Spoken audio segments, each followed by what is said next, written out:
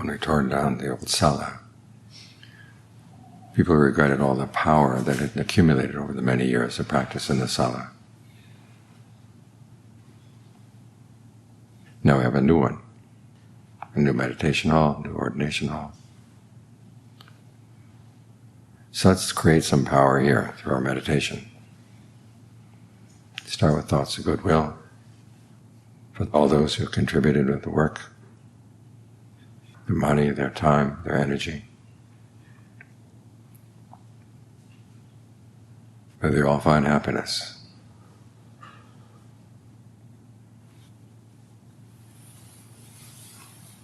And then focus on your breath. Take a couple of good long, deep in and out breaths. Notice where you feel it in the body. Wherever there are sensations that let you know, now the breath is coming in, now the breath is going out. Focus on those sensations.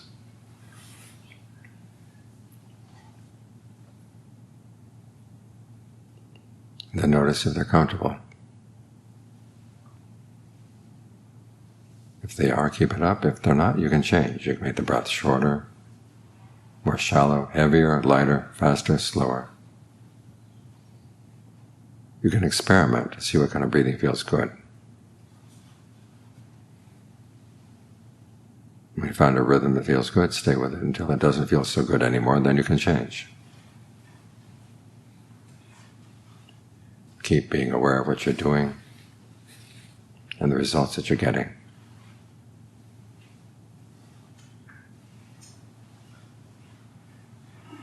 We do this so that we can understand the mind.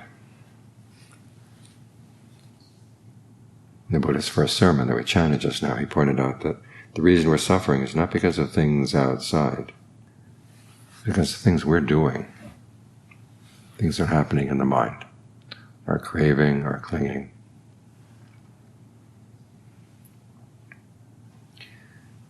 And the problem is that we're not really aware of what we're doing, which is why we blame the outside, when the real problem is in here. So to solve the problem of suffering, we have to become more sensitive to what we're doing, more sensitive to what's going on in the mind.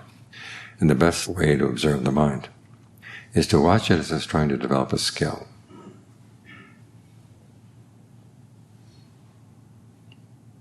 That way you are most sensitive to what you're doing and the results you're getting, and seeing the connection between the two, so that you can improve.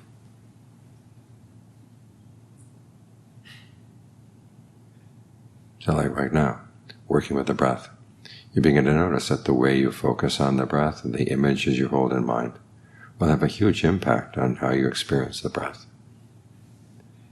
and how easy or how hard it is to make it comfortable.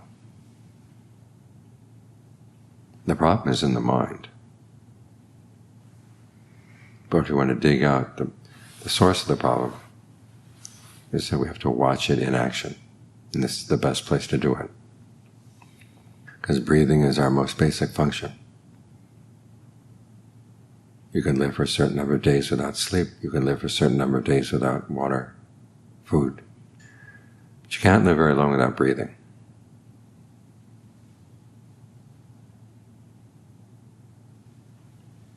So we focus on this as our most basic skill, learning how to breathe properly. And in the course of that, we get to observe the mind.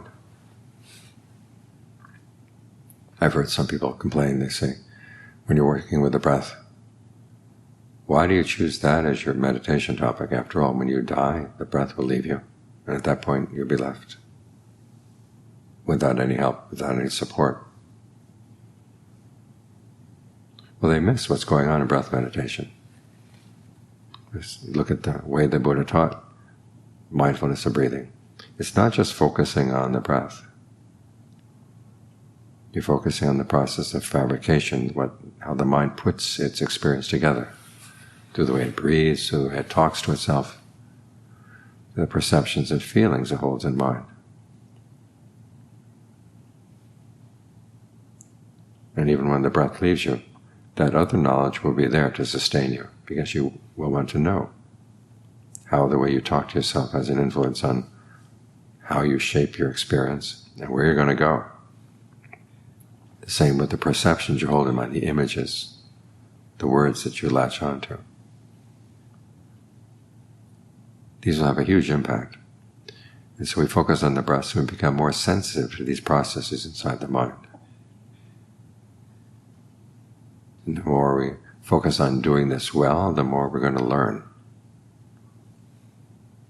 Both about the breath, but more importantly about the mind.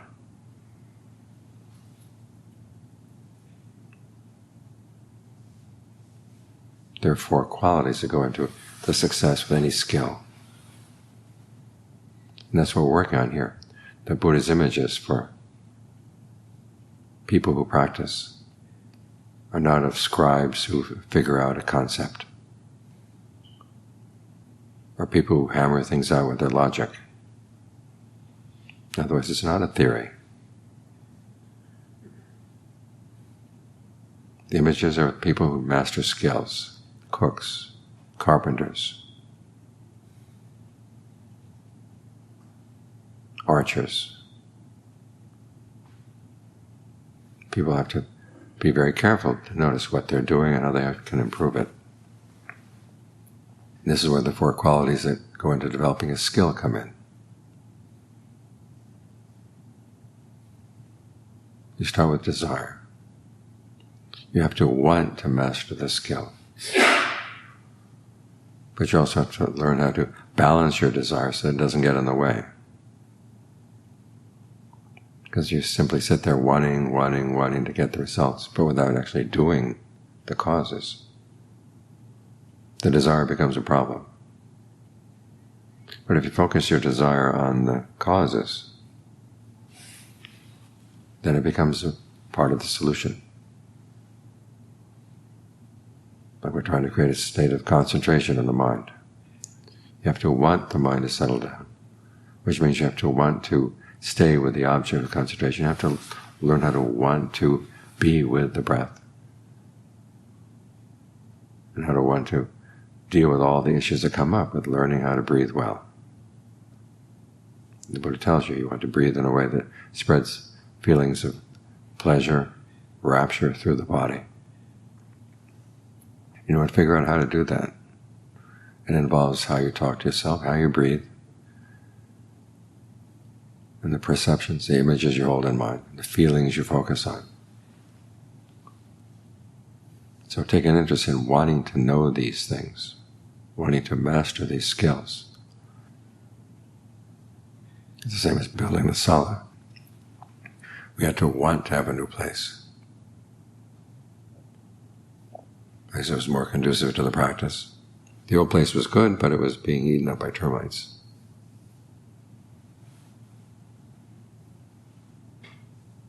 So even though there are going to be difficulties involved in demolishing the old buildings and building the new ones in their place,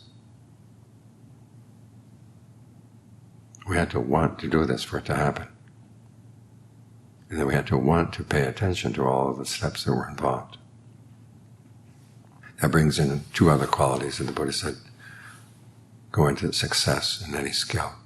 One is persistence, when you really try to do it well. And the other is intentness. You really focus your full attention on what you're doing.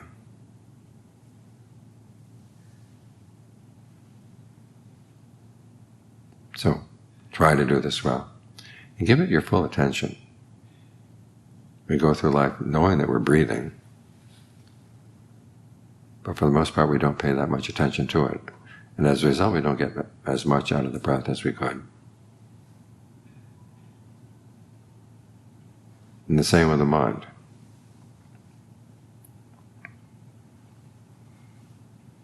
The mind gives into its cravings, it gives into its clingings, and then it suffers. And doesn't know why. Because it's not paying attention.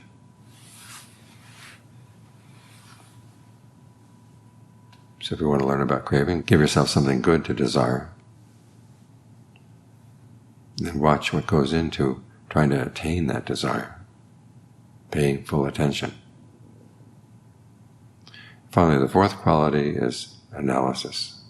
You're going to run into problems, run into challenges. You have to figure them out.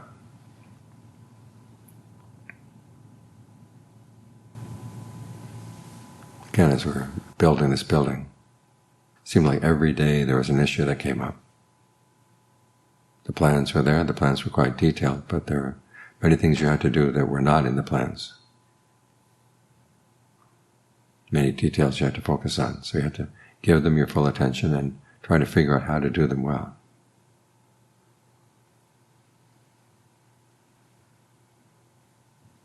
Well, it's the same with the meditation. If the mind doesn't settle down, you don't just give up. You don't say, well, I've learned a lesson that concentration is inconstant and permanent. Leave it alone. You have to build a state of concentration in the mind to understand it. Like the old principle, if you want to understand eggs, you don't just sit and look at the eggs, or think about the eggs, or come up with theories about the eggs. You cook with them.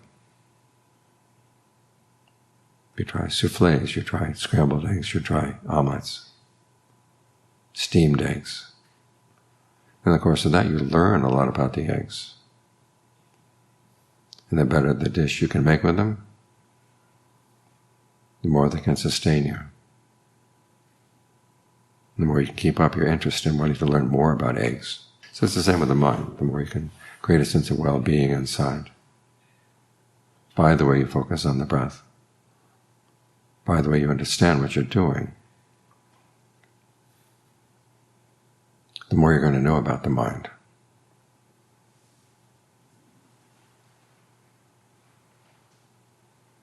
So these are the four qualities that go into success in any skill. Success in building this new meditation hall. Success in getting the mind to settle down. So it gains some insight and understanding into it itself. You see it more clearly. Because it's engaged in doing something good. And that's how you understand it. There's these qualities, these four qualities that go into success.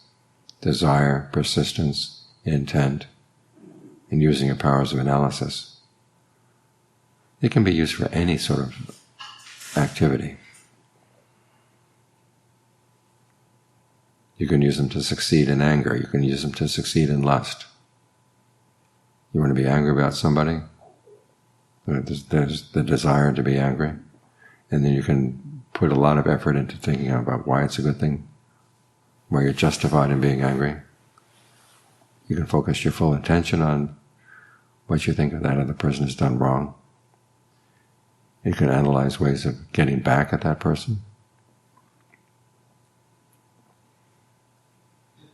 And you succeed, but do you succeed in accomplishing anything worth? And in the course of doing that, is it easy to observe your mind? When you're taken up with anger, you're focused more on things outside. And what's going on in the mind gets obscured. The same with lust. You focus on the object of your lust. You want it, you work at it, you give it your full attention, you try to figure out ways of getting what you want.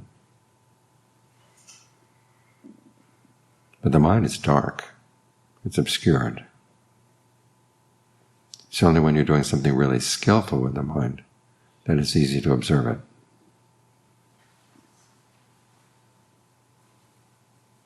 So getting the mind to get concentrated is an important skill you need to master. The Buddha put it at the heart of the path.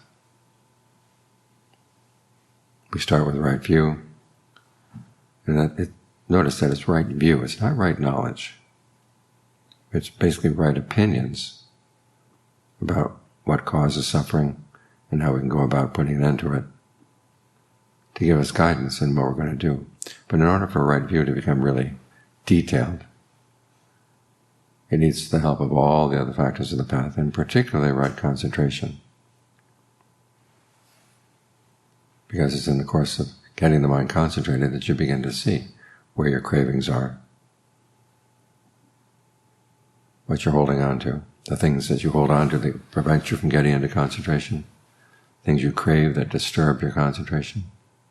You see them a lot more clearly because you have this one focal point in mind. Without your ability to settle down like this, whatever you may know about the path is all just theory, and it's all abstractions. You're dealing with the actual events in the mind as you're getting the mind to settle down, sorting out which ones you want to focus on, which ones you want to put aside.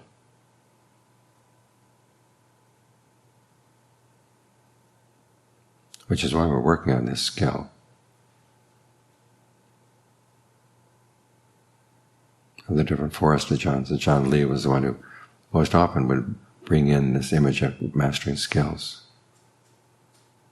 Learning how to meditate is like learning how to sew a pair of pants, how to weave a basket, how to take silver or gold and make them into ornaments, how to make clay tiles. It's all the same 4 principles of having the desire, persistence, giving your full attention, and then reflecting on what you're doing, figure out where it can be improved.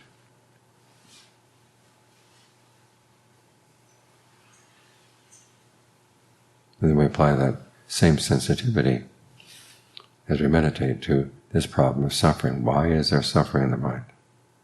We'll observe it as it's trying to do something good. And we'll see that even with its best intentions, there are still things that need to be improved.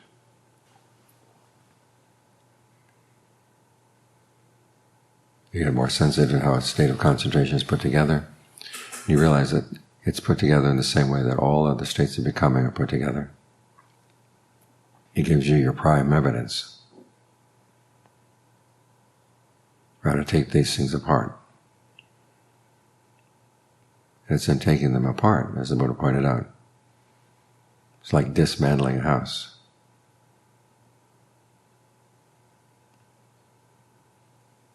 One way of learning how a house is built is to take it apart piece by piece by piece.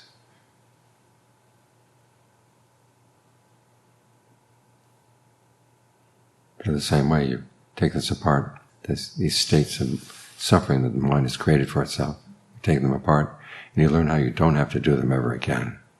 That's where this skill is special. Because the skills of the world, there's never really any end.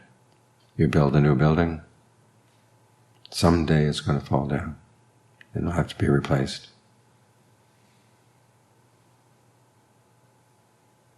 And even before it falls down, it has to be maintained.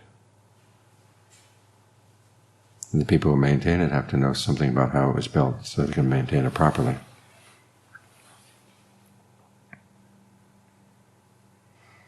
The work never ends. But with the work of training the mind, there is an end. And it's a good end. As the Buddha said, it's the ultimate happiness, the ultimate freedom, the ultimate truth. A state of awareness that is totally free of all the restrictions of the world. That's where we're aiming. But to get there, we have to learn how to take apart what we're doing right now, to understand it. If we don't understand it, or if we just have a theoretical understanding, it's not going to happen. You can read about it, but only when you actually try to master the skills of the path. You get past the ignorance get standing in the way. Because remember, the word ignorance, or the Pali word for ignorance, avijja, also means lack of skill.